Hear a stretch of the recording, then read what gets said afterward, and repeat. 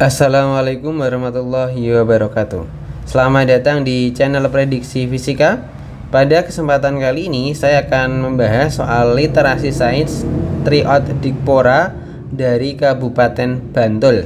Nah, di sini nanti akan saya bahas 5 soal fisika dari nomor 17 sampai nomor 21. Jadi untuk yang fisikanya itu di nomor tersebut. Nah, untuk itu jangan lupa klik like, subscribe, dan share ke teman-teman supaya belajar ASPD melalui channel Prediksi Fisika. Oke, langsung saja. Nomor 17.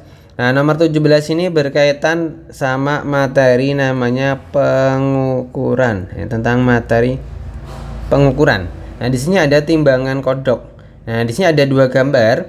Nah, gambar yang pertama ya, kalau kita perhatikan gambar yang pertama, di sini kalau kita lihat ternyata masanya ya, masa dari gambar sebelah lebih besar masa anak timbangannya daripada beras yang kita ukur. Sedangkan yang di gambar kedua ini berasnya masanya lebih besar dibandingkan dengan anak timbangannya ini, bebannya ini. Nah, oleh karena itu kita memprediksi perkiraan masa beras tadi berapa. Nah, untuk gambar yang pertama ini berapa masanya? Ini tinggal 1 kilo, ini 500 sama 50. Berarti jadi berapa ini? Jadi 1,550 kilo. Ini 1,550 kilogram. Tinggal ditambahkan ya, 1 kilo ditambah dengan 500 gram tambah 50 gram. Nanti jadinya 1,550 kilogram. Sedangkan kalau yang gambar kedua ini berapa? Ini 1,3. Nah, 1,3 kilogram. Nah, di sini dikatakan ketika masanya bebannya ya, kalau masa bebannya kita pakai 1,3 kilo, itu masa berasnya masih besar. Tetapi kalau kita menggunakan yang gambar pertama itu masa bebannya terlalu besar. Maka dari itu masa beras ya, ini masa beras. Nah, masa beras itu berkisar. Nah, ini berkisar dari antara 1,3 sampai ke 1,55. Nah, kurang lebih itu. Nah, tinggal kita cek yang opsinya tadi mana yang mendekati. Yang A lebih besar dari 1,6 salah. Lebih kecil dari 1,3 juga salah, karena tadi 1,3 itu berasnya masih lebih berat, lebih besar masanya. Terus sekitar 1,6 juga salah, maka yang tepat adalah sekitar 1,4 kg. Maka yang jawabannya lebih tepat adalah yang D. Lanjut nomor 18. Nomor 18 ini ada seorang Arfi yang mendorong ya dengan gaya 8000 Newton. Nah, sedangkan di sini masanya adalah masa dari mobil adalah 925 kg. Nah, berarti di sini ya berat dari mobil ya. Jadi berat dari mobilnya kan W. Nah, W-nya itu tinggal massa kali gravitasi. Nah, masanya 925 dikali gravitasi 10, berarti jadi 9250 Newton. Jadi si Arfi mendorong dengan gaya 8000, sedangkan gaya berat mobilnya adalah 9250 Newton. Sebenarnya ya, kalau kita bahas dari konsep fisikanya, ini kan gaya dorongnya kan ke kanan. Ya, ini gaya dorongnya ke kanan, sedangkan gaya beratnya ke bawah. Nah, jadi gaya 8000 Newton itu tidak akan mempengaruhi besarnya berat dari mobil tadi. Sebenarnya tidak akan mempengaruhi, karena kedua gaya ini saling tegak lurus. Tetapi mungkin maksud soal ini beratnya ini melawan dari gaya yang F-nya tadi, gaya yang diberikan oleh si Arfi tadi. Mungkin seperti itu maksudnya. Nah, untuk itu maka kita sesuaikan saja ya. Tapi kalau untuk konsep fisikanya ya sebenarnya adalah gaya 8000 Newton ini tetap bisa mendorong mobil ini. Kalau yang pertama tergantung sama aspalnya. Jadi tingkat gaya geseknya. Jadi kalau ada gaya geseknya nanti akan mempengaruhi. Tetapi ini kan tidak diceritakan ada gaya geseknya atau enggak. Harusnya di sini kita tidak bisa mengetahui apakah bergerak atau enggak karena tidak ada gaya geseknya. Kalau ada gaya geseknya ataupun nanti yang diketahui ini licin, nah itu nanti kita bisa menjelaskan bagaimana gerakannya. Kalau licin ya maka otomatis mobil itu nanti bisa bergerak. Tetapi kalau ada gaya geseknya, nah nanti tinggal dilihat koefisien gesekannya berapa. Nah, tetapi di sini nggak ada seperti itu, maka mungkin maksud dari pembuat soal adalah kita harus memberikan gaya yang lebih besar dari gaya beratnya itu. Jadi gaya RV hanya 8.000, sedangkan gaya berat si mobil itu 9.250 Newton. Nah, maka apa? Si RV itu harus membutuhkan bantuan Keanu sehingga gaya dorongnya melebihi 9.250. Nah, maka jawabannya yang B. Gitu ya. Terus 19 ini berkaitan sama namanya hukum Newton. Nah, di sini ada mobil yang menabrak pohon. Nah, bisa kita lihat di sini berlaku apa nih? Berlaku hukum ke Newton ketiga ya, atau hukum ketiga Newton ya, yang benar ya. Jadi hukum ketiga Newton. Nah, di sini mobilnya ini mengalami kerusakan, pohonnya juga mengalami kerusakan. Jadi dihukum ya. Di hukum ketiga Newton itu bicara tentang apa? Itu bicara tentang aksi reaksi. Jadi ketika mobil tadi ketika memberikan aksi ke pohon, nah maka pohon itu juga akan membalas dengan gaya reaksi. Nah, oleh karena itu yang pertama, mobil memberikan gaya aksi pada pohon dengan besar gaya yang sama. Nah, ini betul ya. Jadi gaya aksi yang diberikan oleh pohon itu nanti sama besarnya dengan gaya reaksi yang dikeluarkan oleh pohon. Maka nomor 1 benar. Karena nomor 1 benar, maka C salah, D salah. Terus kita buktikan yang opsi 3 dan 4. Nah, 3, gaya aksi lebih besar daripada gaya reaksi, ini jelas salah. Nah, berarti yang 3 salah. Nah, berarti 4 yang benar gitu ya. Karena gaya aksi dan reaksi sama besar meskipun kerusakan pada mobil lebih parah dari pohon. Jadi nggak mempengaruhi tingkat kerusakan, tetapi gaya yang diberikan tetap sama. Jadi F aksi sama dengan F reaksi. Nah, maka jawabannya yang B. Jadi jawabannya yang B. Terus nomor 20. Nah, 20 ini berkaitan sama namanya materi massa jenis ya. Ini tentang massa jenis. Nah, di sini dikatakan ada 3 posisi.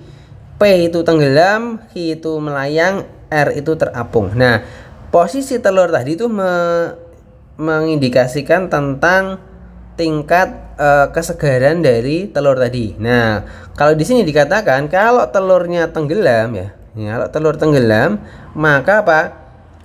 Tingkat kesegarannya itu masih bagus. Nah, tetapi kalau telurnya tadi mengambang ya, itu masih bagus dan masih bisa dikonsumsi. Tapi kalau telurnya itu tadi mengapung, itu nanti sudah busuk telurnya. Jadi kita melihat kata kuncinya itu ya. Dia ada telur masih segar jika tenggelam. Terus telur sudah berumur agak lama, ini kalau mengambang ya. Kalau mengambang tadi mengambang. Nah, ini mengambangnya. Terus kalau mengapung itu telurnya adalah busuk. Nah, ini bisa kita tuliskan ya. Kalau tenggelam ya. Jadi kalau tenggelam maka ini telurnya segar. Nah, terus kalau mengapung ya. Mengapung, melayang ya namanya. Mengambang itu melayang ya bahasanya. Melayang, maka ini layak konsumsi. Jadi masih bisa dikonsumsi gitu, masih bisa layak konsumsi. Terus kalau terapung ya. Nah, kalau terapung maka itu nanti telurnya busuk. Nah, gitu. Nah, dari ketiga gambar ini maka kita tentukan mana posisinya tadi. Nah, posisi P ini jelas ya, ini tenggelam. Ya, tenggelam. Terus posisi Q ini namanya melayang ya. Nah, ini namanya melayang. Terus yang posisi R ini namanya terapung. Nah, gitu. Nah, dari pernyataan ini maka tinggal kita cocokkan mana yang benar opsinya. Yang A, telur Q sudah busuk. Nah, kita lihat telur Q melayang. Berarti kan nggak busuk karena yang busuk tadi kalau terapung. Berarti A salah. Terus yang B, telur R sudah busuk. Nah, R-nya busuk betul ya. Karena massa jenis telur lebih kecil daripada massa jenis air. Nah, ini jawabannya benar. Maka jawabannya yang B. Gitu ya. Jadi terapung ya. Jadi posisi terapung itu kenapa? Ya karena massa jenis ya, ini massa jenis dari telur itu apa? Lebih kecil daripada massa jenis dari airnya. Gitu ya. Jadi makanya posisinya terapung. Tetapi kalau posisinya tenggelam itu apa? Massa jenis dari telur itu lebih besar daripada massa jenis dari airnya. Makanya posisinya tenggelam. Gitu ya. Lanjut nomor 21. Di sini tentang namanya pesawat sederhana. Nah, pesawat sederhana yang kita bicarakan adalah tentang namanya tuas. Nah, sederhana. Ini tentang tuas ya. Di sini ada seorang yang menggunakan sekop. Nah, sekop itu termasuk tuas ketiga. Nah, di sini kita tuliskan dulu ya mana posisinya itu ya. Nah, mana posisinya. Nah, yang pertama ini kita tentukan dulu titik tumpu. Nah, titik tumpu itu berada di sini. Nah, ini adalah titik tumpu. Jadi ini sebagai titik tumpu. Terus ini adalah bebannya, sini beban ya, ini beban. Terus yang sini kuasanya. Nah, ini kuasa. Nah, tuh di sini kita tentukan lengan kuasa dan lengan beban. Lengan kuasa. Lengan kuasa itu menghitungnya dari kuasa ke titik tumpu. Berarti ini. Jadi 30 ini adalah lengan kuasa. Ini 30 cm itu lengan kuasa. Terus kalau lengan beban dapat dari beban ya, ini bebannya ke titik tumpu. Berarti adalah 60 cm. Nah, terus beratnya kan masanya kan 3 kilo, berarti berat bebannya adalah 30 Newton. Maka tinggal kita nyari F-nya atau kuasanya. Nah, itu caranya gimana? Tinggal pakai rumus ini. Tinggal F kali LK sama dengan ya W dikali LB. Nah, F-nya ya cari F kali lengan kuasanya 30 sama dengan W-nya 30 dikali lengan bebannya 60. Nah, ini 30 nya coret ya. Maka F-nya sama dengan 60 Newton. Nah, jadi di sini apa? Kita lihat dengan beban 30 Newton ternyata kuasa yang diberikan apa lebih besar karena butuh kuasa sebesar 60 Newton.